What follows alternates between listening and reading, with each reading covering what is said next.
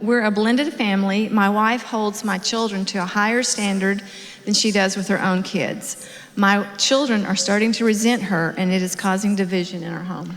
They're not your children and her children. They're both your children together. And you have to lose that word "my" when you get married. It says, a man shall leave his father and mother and cleave unto his wife, and they two shall become one. So when you get married, everything you owned and controlled individually when you were single, when you get married, you own and control all of it together. So they're not your kids, they're my kids.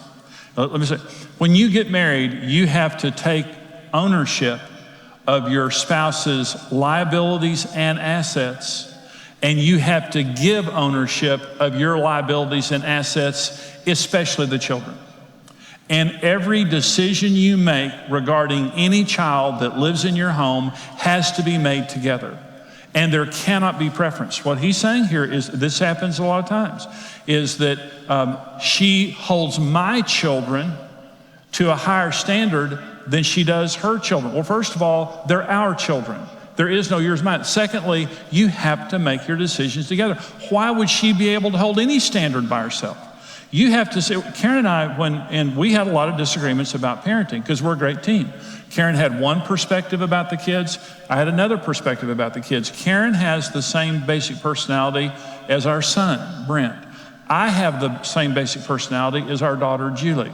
It was very easy for me to understand Julie. We spoke the same language. It was very easy for Karen to understand Brent. They spoke the same language.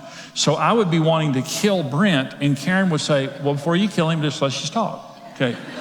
She would be wanting to kill Julie, and I'd say, before you kill Julie, because let me give you a different perspective. Okay, so we made a great team. Here's what we wanted our kids to know. We're a two-headed monster. You'll never divide us.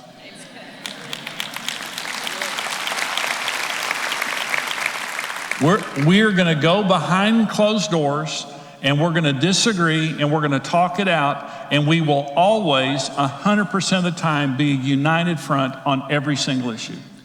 And in a family, equity, fairness is absolutely essential, 100 times more in a blended family.